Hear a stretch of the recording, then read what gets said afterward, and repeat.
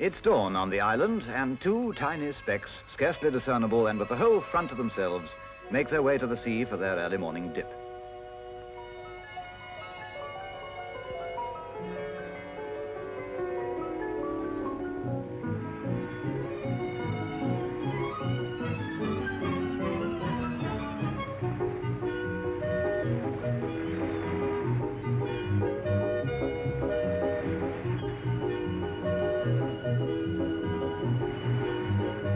In this way, Sally and Robin christen the day, before joining their parents at breakfast. "I could eat a horse," says Robin. 10 to 1 is not on the menu, says Father, but I can recommend the kippers. An angler ventures forth to try his luck.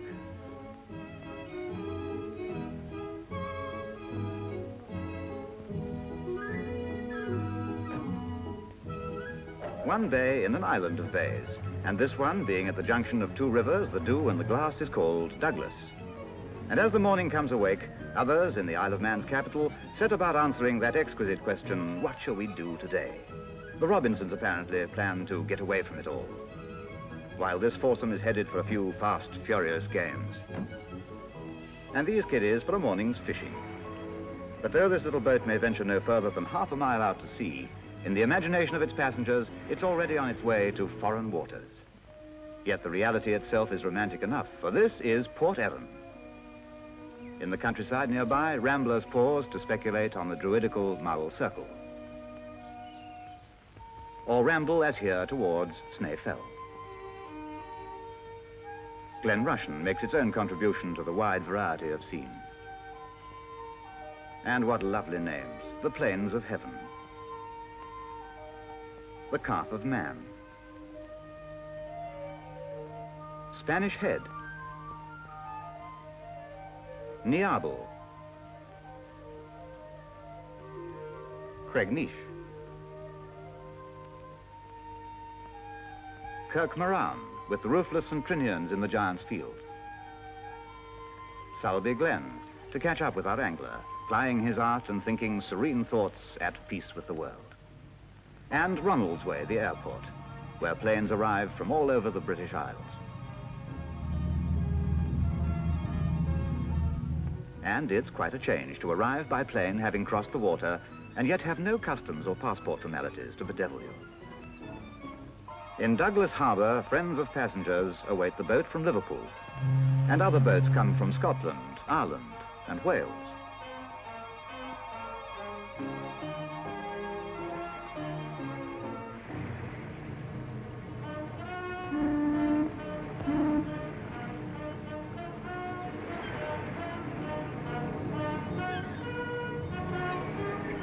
So another boatload of visitors, young and old alike, keyed up to the thought of the pleasures ahead, comes ashore to let it all begin.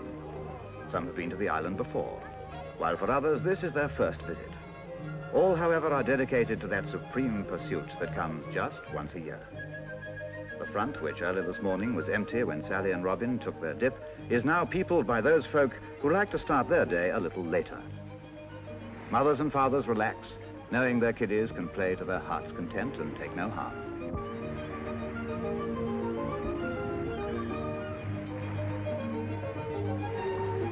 Youth can have its fling, can do what the fitful moment invites.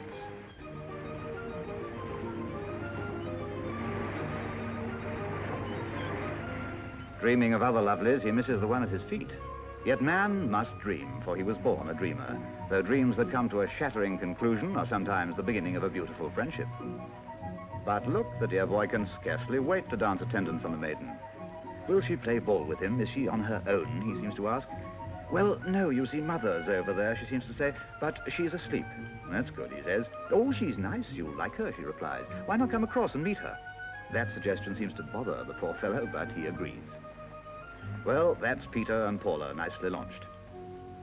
Isle of Bays. What other isle is blessed with so many gently curving strands? Here's Chattel Bay at Port St. Mary. Port Erin, of the wide and sandy sweep. Peel. Onken.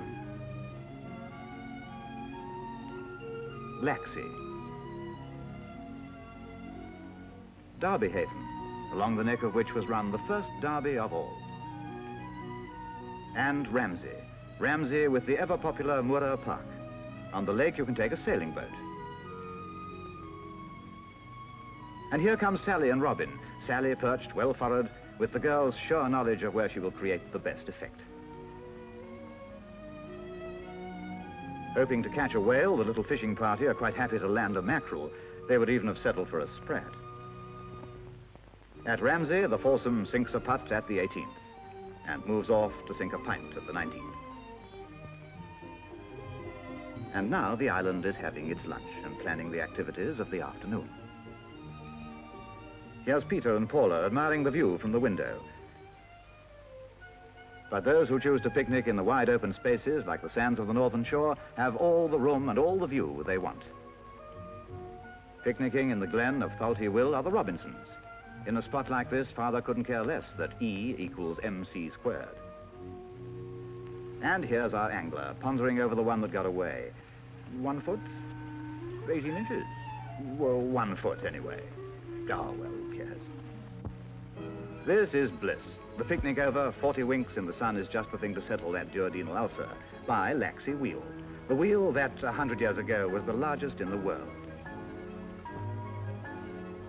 Robin has dragged the family along to admire the period piece locomotive. And off they go to Peel to explore yet more of this island. An island that is 35 miles long and 12 miles wide.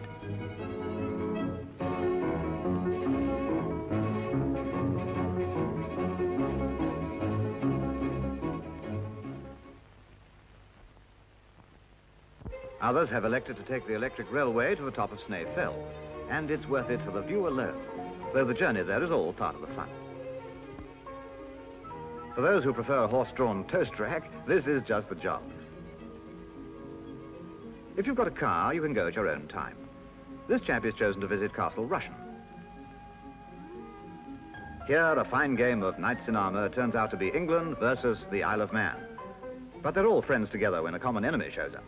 They were anyway. This was the home of the Stanleys, Earls of Derby, the immemorial Lords of Man.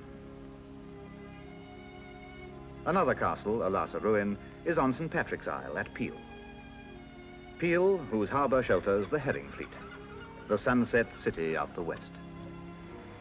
And as the sun sets, one phenomenon it never fails in, the last beach party tears itself away from the shore and wends its way indoors to dinner.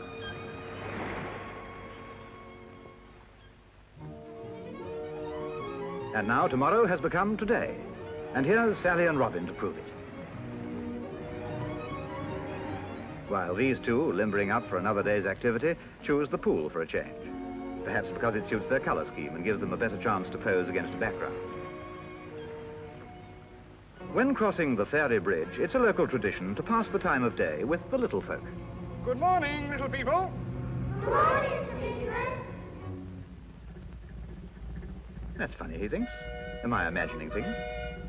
I'll try again. Good morning, my little people. Drat the man, he would have to poke his nose in and catch me talking to the fairies. But we, not to be cheated of fairies, can follow those of the water. The little yachts scurrying before the wind at Port St. Mary.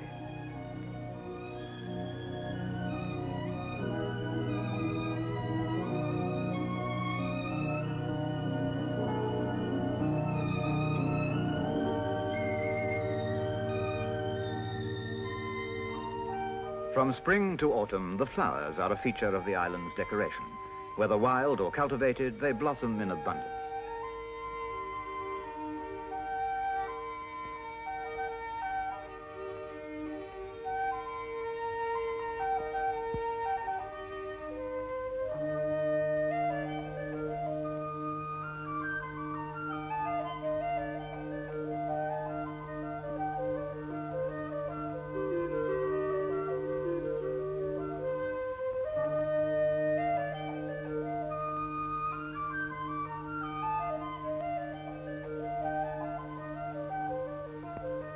From Sulby came the carnations for the Queen's bouquet at the coronation. While these flowers salute an altogether different queen, the winner, when she's chosen, of the weekly bathing beauty competition. But what are these creatures if not walking flowers themselves? Obviously, the question needs no answer. The judges are some naval types from visiting US destroyers. How deep-seated is our need to salute beauty in all its forms? And it's only fair that the workaday girl should have a chance to sparkle and bask in the sunshine of the covetous glances of the bashful, the middle-aged, and the opposite sex.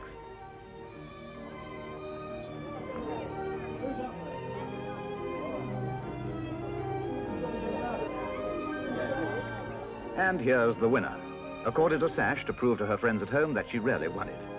Perhaps a little over-eager for that kiss.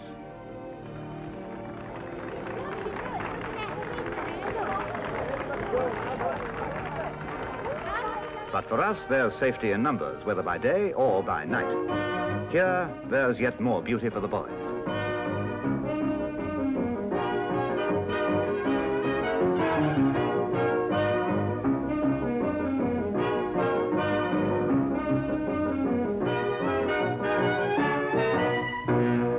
Outside, the bright lights add to the gaiety of the scene.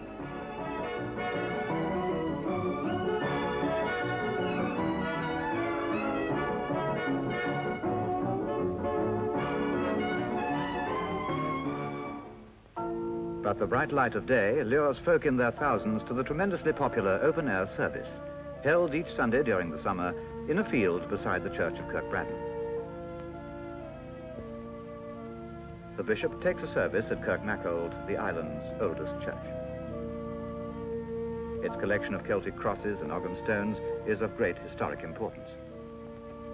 But history in the making, in the shape of the TT races, is next on the program. And in passing, Sally points out the course to Robin, as if he didn't know it.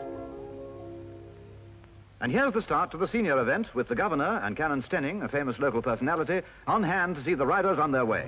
Who says enthusiasts don't love it for the noise?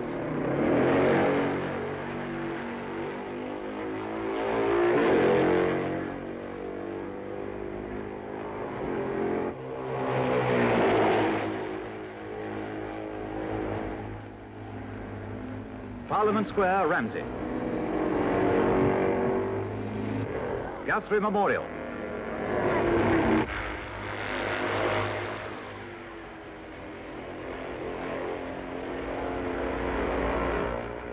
And here, past Cregnabar, comes the winner.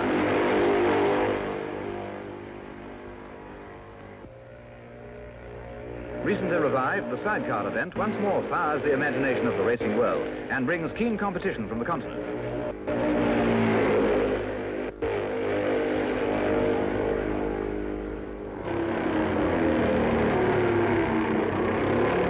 And Great Britain wins again.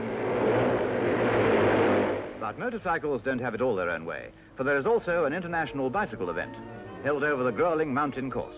And away they go.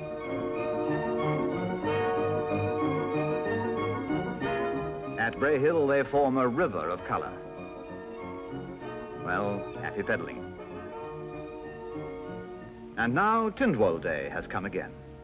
It is known to have been a Norse custom to hold an annual open-air assembly, where changes in the law were made known and disputes settled.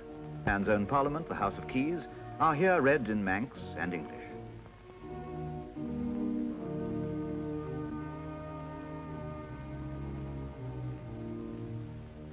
In another part of the island, in Ballaglass Glen to be precise, another ceremony is in the air. Peter has just popped the question, and Paula, bless her little heart, has said, yes, please. Others make the most of sunning on the sands, for the sands of time run out all too soon. Ultimately must come the fateful day when they must sail away.